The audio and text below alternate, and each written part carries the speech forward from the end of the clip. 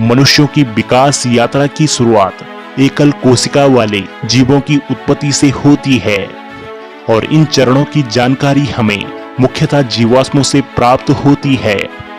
मानव विकास के इतिहास में सबसे बड़ी छलांग को लेकर वैज्ञानिक एकमत हैं। आज से करीब 50 से 70 लाख साल पहले अफ्रीका में कुछ बानर जैसे जीवों ने अपने पैरों पर चलना शुरू कर दिया था और वहीं से हमारे मानव पूर्वजों की कहानी की शुरुआत होती है। करीब 25 लाख वर्ष पहले उन्होंने पत्थरों से औजार बनाने की शुरुआत की और यहीं कुछ 20 लाख साल पहले उनमें से कुछ अफ्रीका से निकलकर एशिया और यूरोप के देशों में फैल गए। अगर हमारे जैसे दिखने वाले मानवों यानी आधुनिक होमो सैपियंस की बात करें तो वैज्ञानिकों का मत है कि उनका विकास कम से कम 1,30,000 साल पहले उन्हीं पूर्वजों से हुआ है जो अफ्रीका में रह गए। उनके मस्तिष्क हमारे जितने ही बड़े थे और अंततः उन्होंने अफ्रीका से बाहर का रुख अपना लिया। अपनी इस यात्रा के क्रम में उन्होंने अन्य गैर आधुनिक मानव प्रजातियों जैसे यूरोप एवं एशिया के कुछ हिस्सों में पाए जाने वाले निएंडरथल और सुदूर पूर्व के होमो इरेक्टस की जगह ली। यहाँ तक तो सब ठीक है, लेकिन इसके आगे क्या हुआ इसको लेकर वैज्ञानिकों में एक मत नहीं बन पाया है। वह जीव जो शारीरिक रूप से आधुनिक इंसानों की तरह दिखते थे, उनमें रचनात्मक एवं प्रतीकात्मक सोच का विकास कब और कैसे हुआ और वे शरीर के साथ व्यवहार में भी मानव कब बने, यह उतना साफ नहीं है। आखिर मानव सभ्यता व संस्कृति का जन्म कब और कैसे हुआ?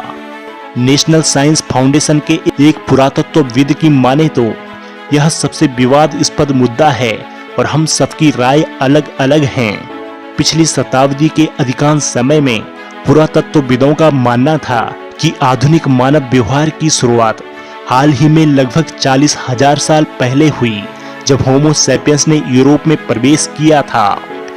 यह वह समय था जब मनुष्य ने स्वयं को अभिव्यक्त करना शुरू किया था और फ्रांस में मिले शानदार गुफा चित्रों के आधार पर वैज्ञानिकों ने एक रचनात्मक विस्फोट का सिद्धांत दिया। हालांकि कुछ शोधकर्ताओं ने इस सिद्धांत को मानने से इनकार किया। उनका मानना था कि यह सिद्धांत कुछ और नहीं बल्कि यूरोसेंट्रिज्म का एक उदाहरण भर था और हम अपने पूर्वजों की रचनात्मकता के प्रमाण गलत जगहों पर ढूंढ रहे थे। अफ्रीका और मध्य पूर्व में हुई हालिया खोजों के माध्यम से हमें कई भौतिक साक्ष्य प्राप्त हुए हैं जो आधुनिक व्यवहार की एक ऐसे पुराने और अधिक कर्मिक विकास का समर्थन करते हैं जो यूरोप में केंद्रित नहीं है। हालांकि वैज्ञानिकों का एक बड़ा हिस्सा अब भी यही मानता आया है कि अफ्रीका में हुई एक दो छुटपुट खोजों को छोड़कर कुछ विशेष साक्ष्य नहीं मिले हैं। कुछ शोधकर्ताओं का मत है कि रचनात्मकता हाल में और अचानक से प्रकट हुई और इसकी व्याख्या के लिए उन्होंने आनुवंशिक परिवर्तन की एक नई परिकल्पना को सामने रखा। मानव सभ्यता की शुरुआत को लेकर हुई बहसों का बाजार अभी इतना गर्म नहीं रहा। इंग्लैंड में स्थित साउथहैम्पटन विश्वविद्यालय में मानव उत्पत्ति के पुरातत्व केंद्र के निदेशक डॉक्टर क्लाइव गवर्ल का कहना है कि यूरोप एक छोटा प्रायद्वीप है, लेकिन यहाँ बड़ी मात्रा में शानदार पुरातात्विक अवशेष मिले हैं। हालांकि यह भी सच है कि इन अवशेषों से हमारी पकड़ फिसल रही है। हमें अफ्रीका एवं अन्य जगहों पर लगातार नए साक्ष्य मिल रहे हैं और पिछले 2 या 3 वर्षों में इसने आधुनिक मानव व्यवहार पर बहस को बदलकर और अधिक व्यापक कर दिया है।